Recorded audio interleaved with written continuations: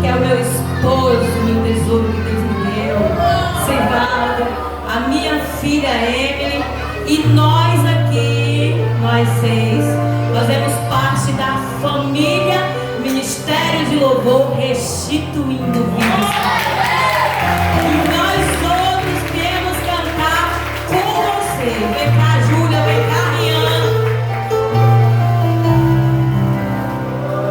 Glória a Deus. Aleluia. Salve a todos com a paz do Senhor. Aleluia, Senhor.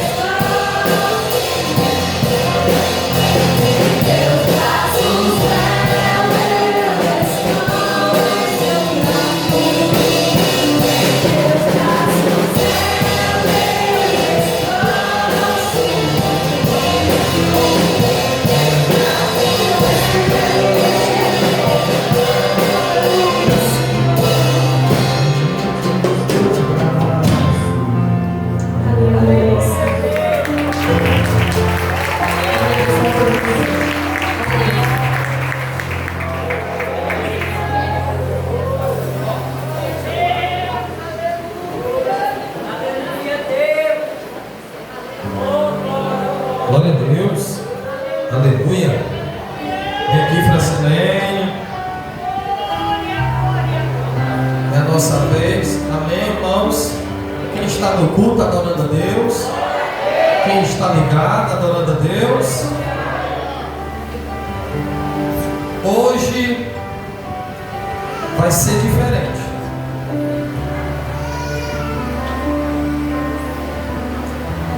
Eu já estou com o coração quase saindo pela boca, não vou mentir. E o da Francilene já saiu. Eu quero perguntar se vocês estão interessados em ouvir a voz de Deus através de uma linda história. E queria que os irmãos abrissem a Bíblia na primeira carta de Paulo, aliás, na segunda carta de Paulo aos Coríntios, sentadinhos. Pode ficar sentado, por favor, fique sentado. Segunda carta de Paulo aos Coríntios, capítulo 1, verso 3 ao 6.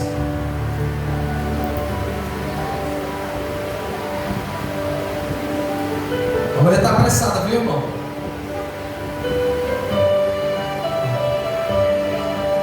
Segunda carta de Paulo aos Coríntios, capítulo 1, versículo 3 ao 6.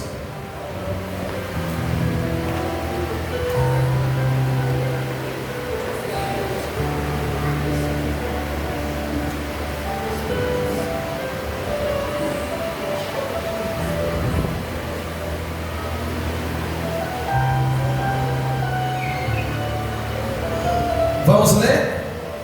Irmãos, eu queria pedir humildemente, se possível for, ninguém se levantasse mais, tá bom? Por favor, eu queria pedir humildemente, se possivelmente, não se levante mais. Nos dê uma oportunidade de você ser edificado por Deus. Aleluia, glória a Deus. Bendito seja o Deus e Pai de nosso Senhor Jesus Cristo, o Pai das misericórdias e o Deus de toda a consolação, que nos consola em toda a nossa tribulação, para que também possamos consolar os que estiverem em alguma tribulação, com a consolação com que nós mesmos somos consolados de Deus.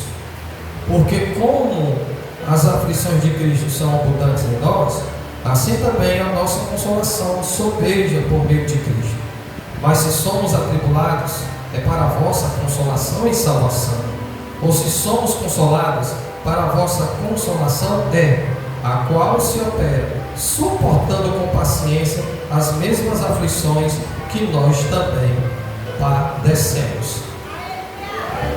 Eu sou o pastor Henrique, há 10 anos estou presidindo a Assembleia de Deus Instituindo Vidas para Cristo, e há 17 anos estou casado com ela. A Francilene. Nos casamentos é bom, né? Diz aí, rapaz, pro povo. Oxi. Não, nosso casamento não é perfeito, mas é bom. 17 anos, viu? Vai. Amém. Saúde a todos com a paz do Senhor. Meu nome é Francilene, tenho 17 anos de casado. É uma eternidade, né? Mas eu fico sempre com aquela palavra. Até aqui me ajudou o Senhor. Nós temos um filho e ele me colocou nesse estreito. Há muito tempo era para a gente falar, porque muitas pessoas pensam que nós chegamos aqui por acaso. Mas nós não chegamos aqui por acaso. Foi as mãos de Deus que nos protegeu para que nós possamos chegar aqui nessa noite. Então nós vamos contar algumas coisas que ocorreu sobre as nossas vidas, porque se a gente for contar, a gente vai fazer um livro e vai passar. Vou mesmo fazer um livro. Para poder ler. Vou fazer um livro, viu? Só. Ela disse, irmão, que só quem vai falar sou eu. As irmãs concordam? As irmãs? Só eu falar? As irmãs concordam? Eu vou ficar só na intercessão. A mulher foi chamada para ser intercessora. Então vamos lá. O tema do nosso culto de família, uma história que irá edificar a sua vida e família. Tá bom? Usamos esse texto porque combina bastante com a situação que já convivemos e passamos, tá bom? Eu queria que os irmãos lembrassem mesmo a atenção de vocês. Pode ser meio que um pouco.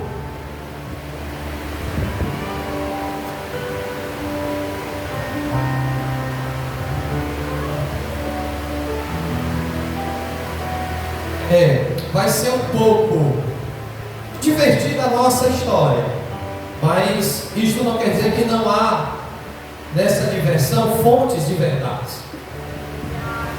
As verdades que nós estaremos falando a partir de agora vai contribuir muito para a sua vida, porque é bíblico. Está escrito no Salmo de número 103 que nós nunca devemos esquecer de nenhum de seus benefícios. Então, os benefícios de Deus na minha e na vida da minha esposa e do meu filho serão contados hoje aqui. Então, dobre a sua atenção. O tema, uma história que irá edificar a sua vida. Vocês sabem muito bem o texto que nós lemos. O primeiro ponto, nós vamos dividir o primeiro ponto em duas ocasiões: da paquera ao namoro. Amém? Da paquera ao namoro. E quando eu cheguei aqui no bairro da Serrinha, fui morar, claro, sempre morei com os meus pais. A gente morava ali numa vila chamada Vila do Seu Júlio. Depois a gente veio para cá, residir aqui, eu jovem, com aquele sonho de ser um jogador de futebol. Jogava nada, mas eu tinha um sonho. Sabe aquelas pessoas que não jogam e quer sonhar? Eu tentei, mas não deu certo, tudo bem. Me frustrei em algumas situações por conta disso, mas aos poucos o Evangelho foi chegando ao meu coração. A minha irmã Jordana, caçula, sabe muito bem disso.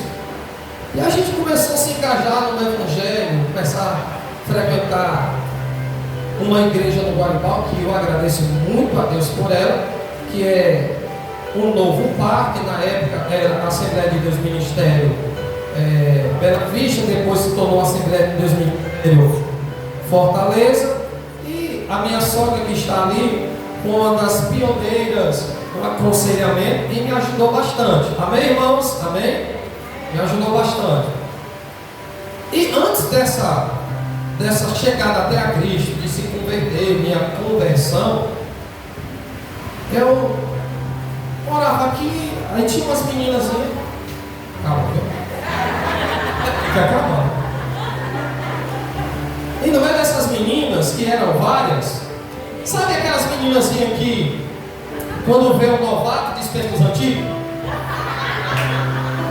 Tem menina que é assim, né? Viu o novato, despeja os antigos. Aí assim que eu cheguei, eu sempre fui mais bonito que o Edgar, meu irmão. Quando eu cheguei na vila, aí eu conheço até, eu não vou dizer o nome das meninas, porque alguém aqui pode pensar que eu estou denegrindo o nome de algumas, né? A gente tem que se prevenir disso, porque, meu Deus do céu, o povo entende tudo errado. Outro bicho vai entender errado as coisas é ser humano. Mas vamos lá, olha pra cá. Aí quando eu chego, já vai estar achando graça, Giovana. Tá doido pra dizer assim, minha irmã foi uma, não foi? O Nilson aí, ó, lá atrás, ó. Aí quando eu cheguei, eu sempre fui um rapaz calado, assim. Gostei sempre de ter aquele lado de ser educado. Eu nunca fui. Giovanni me conhece da Zanta, né? Aquele ditado popular da Zanta. O Nilson também. E muitas outras pessoas sabem muito bem que eu nunca gostei de passar na frente de ninguém. Eu sempre gostei de ser educado. Isso meu pai me ensinou. Mas eu cheguei, aí quando uma vez que eu coloquei a cadeira do lado de fora, na calçada, sentei. Aí passavam umas meninas e lá dando pedra em mim, olha. Aí, puf, primeira pedra, segunda, rapaz. E eu calado na minha, na prudência. Não era crente ainda, mas eu já estava na prudência. Eu entendi de ideia que aquelas pedrinhas ali eram uma forma de chamar a atenção. Só que a França não estava jogando as pedras. A França estava olhando. Aí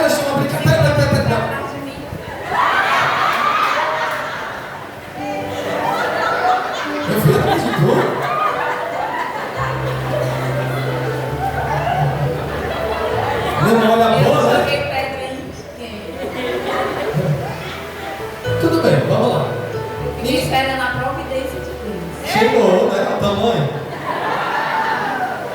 Ó, irmãos. Aí tudo bem.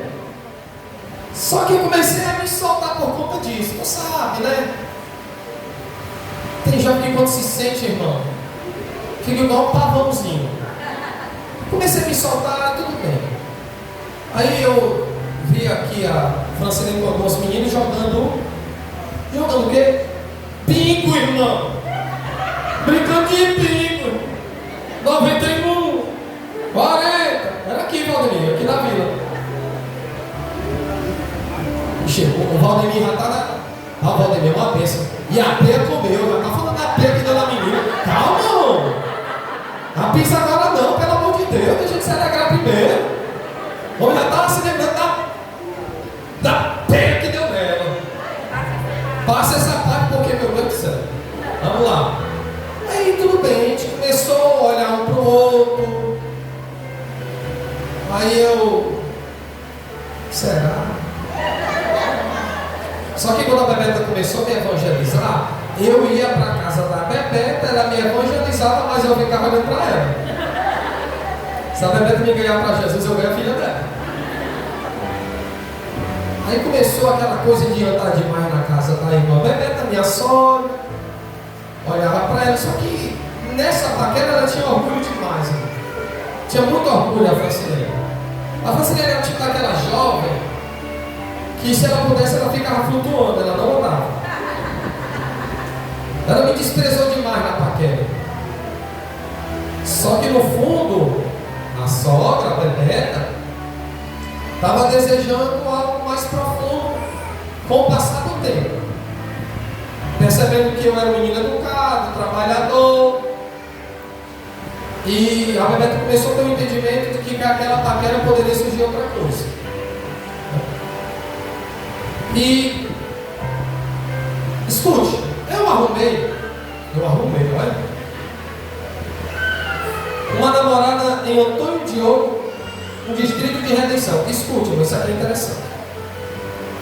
Eu fui pregar lá, o Cleicimar, a Bebeta foi comigo, o Cleicimar, fui pregar, quando terminou a pregação, aí veio algumas jovens, você é da onde?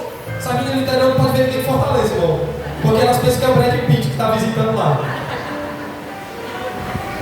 Começamos, foi, cara. Não, eu sou o Henrique e tal. Estou aqui na casa da irmã Juliana. A irmã Juliana, Valdemir, que vendia salgado na bicicleta. Estou aqui na casa da irmã Juliana. E eu vim aqui pregar. Faz 5 dias que eu estou aqui. Aí, quando as meninas saíram, uma das duas pediu meu número. Eu, não vou dar meu número não, porque eu não conheço vocês direito. Aí o Cleiton do meu lado. Ei, de Deus, olha. Ei, de Deus, tu tá cheio da unção do violino. É, né? Só que quando eu vejo uma menina indo, a menina nem me deu moral. Não me deu moral. Quando eu vejo, rapaz, ó, aí o Cleiton fala o seguinte: aquela menina que está indo embora, aquela ali é comportada. Ela não é enxeriga. E eu nunca gostei de mulher enxeriga. Nunca. Aquela dali é comportada. Aquela dali, se for para dar certo, vai dar certo com ela. Tudo bem. Começou uma paquera, comecei a namorar com essa menina do interior.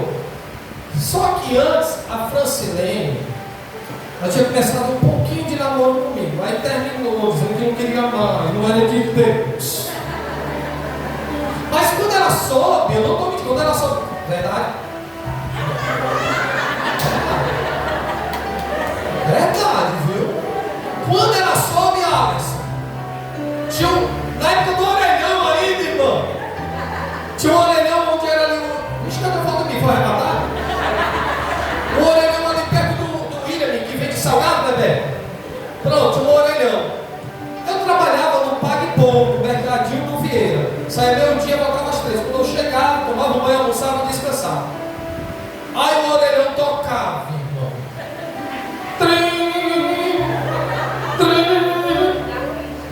Tempo da ficha, mas é verdade.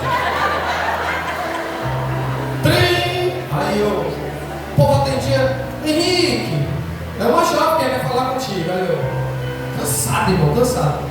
Alô, sou eu, Henrique, a Francilene, olha aqui pra baixo.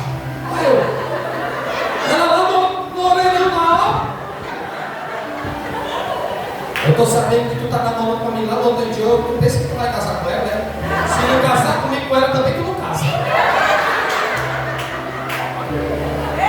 Meu Deus do céu, não é verdade.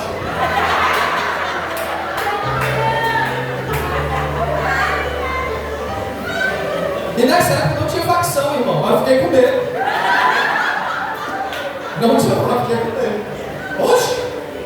Tu não casa com ela, mas também, se tu não casar comigo com ela, também tu não casa não. Ela tinha uma amizade muito chegada com a Joelma. E quando eu chegava no colégio, chegava no Paulo VI. Olha, irmão, passava o dia trabalhando, saía às 5h30, tomava banho para o colégio. Quando eu chegava cansado. Várias vezes a Francine chegava com a Joelma lá, eu dormi nela. 10h30 da noite, eu disse, ó, Henrique, oi, o que é? Não, vim só te ver. Eu vim só te ver. Tá bom, eu tô aqui com a Joelma dando corda, irmão, a Joelma dando corda. O que é que dá para aquele namoro, né? E você tem alguma coisa a dizer também sobre isso, viu? Vou deixar ela por ti, Senhor, fazer ela lembrar assim.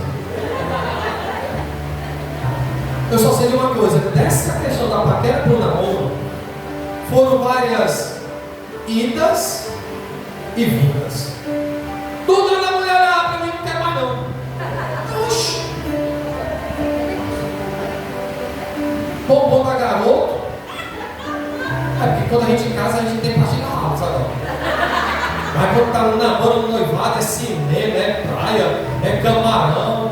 Aí quando casa, não tem dinheiro para camarão, não tem dinheiro para cinema, não tem dinheiro para chocolate. É ovo, salsicha e mortadela, e vamos embora. O câncer que venha.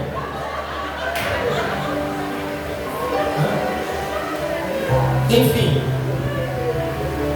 Aconteceu um caso que essa mulher chamada Juliana faleceu. O enterro dela foi no cemitério da Paracá. A ex-namorada minha, lá do interior, veio, meu irmão. A Francilene não queria mais nada comigo. Mas soube que ela veio. E tu foi pra onde, hein? Foi pra onde?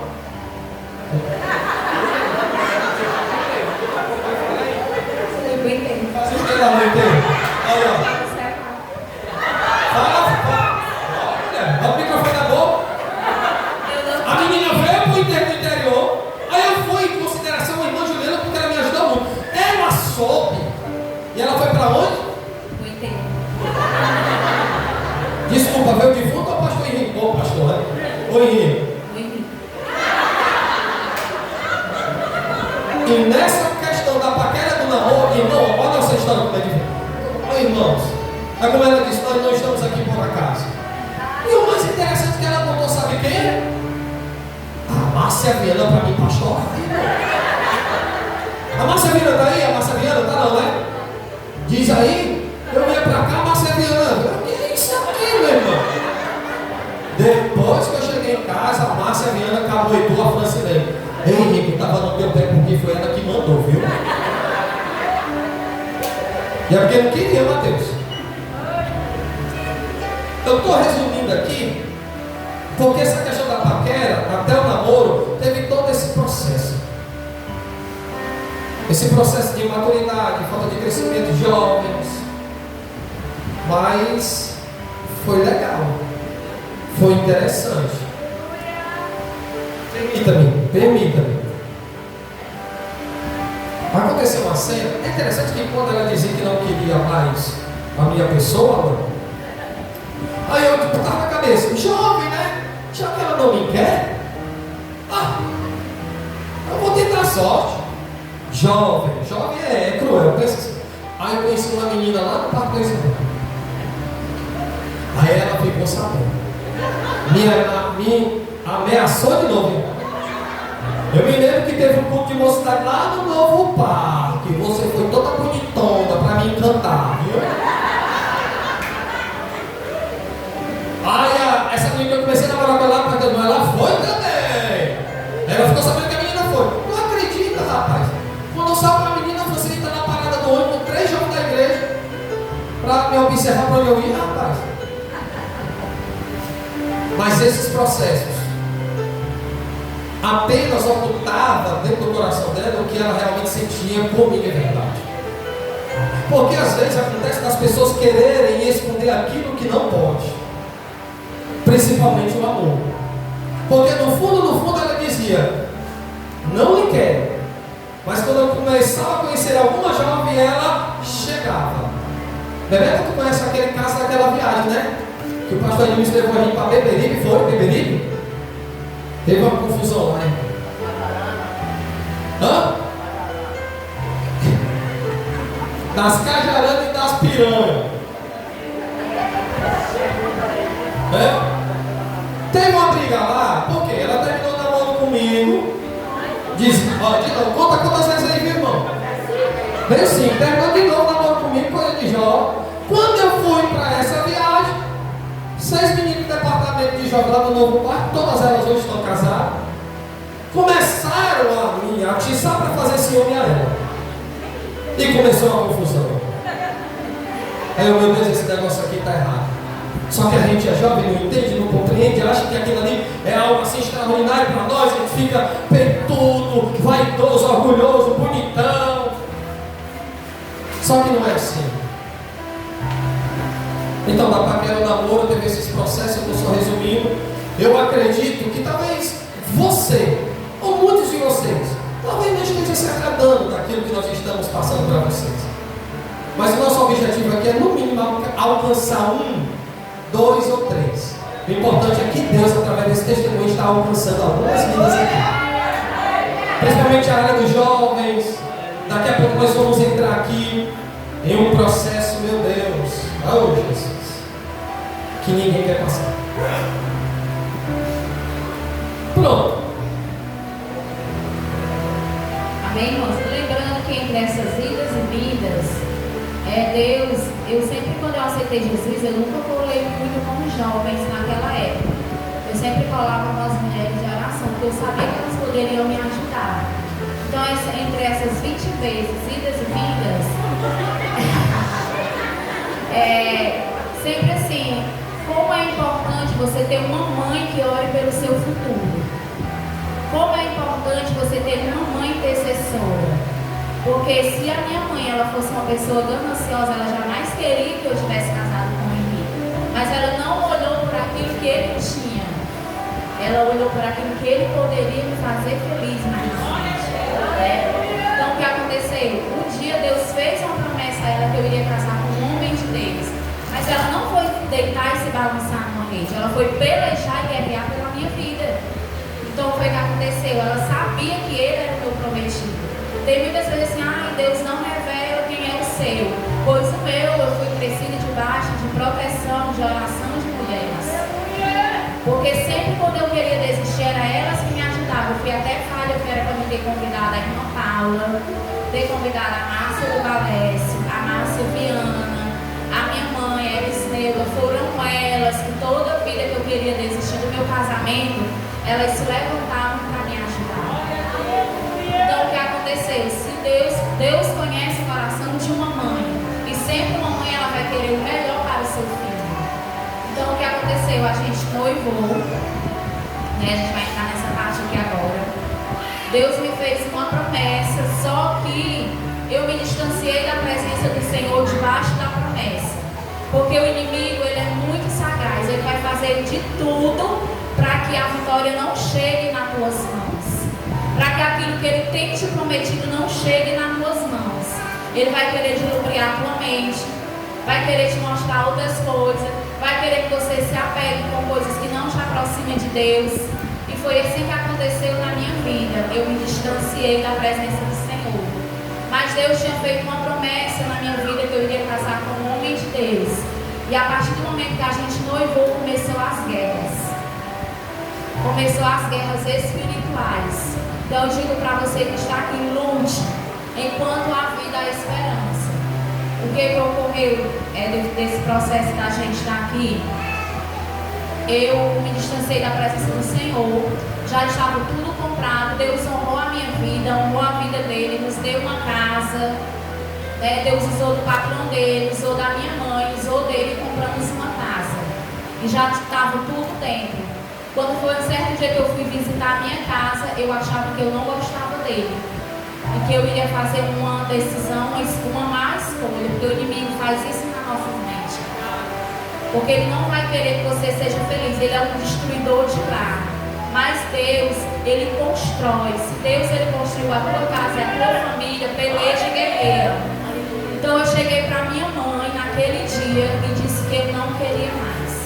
Que estava desfeito o noivado e que se ela quisesse dar tudo para ele, ela poderia dar, mas eu não casaria mais com ele. Porque a partir dali entrou a dúvida no meu coração.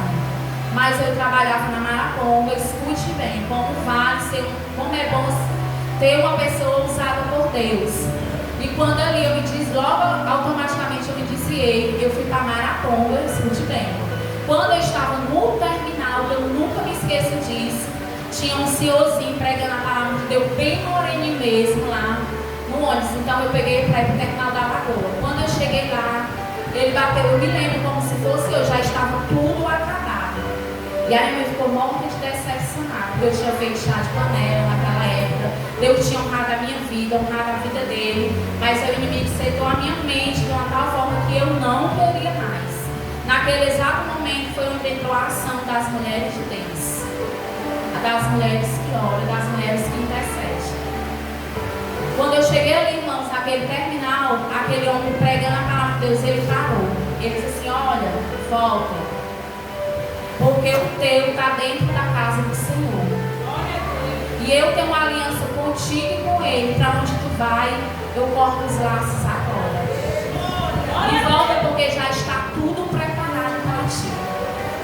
Eu sei que grande é o empecilho para tu não chegar onde Deus fez a promessa. Mas o Senhor está quebrando essa pedra dentro do teu coração. E ele sabia estar quebrando essas armadilhas do inimigo.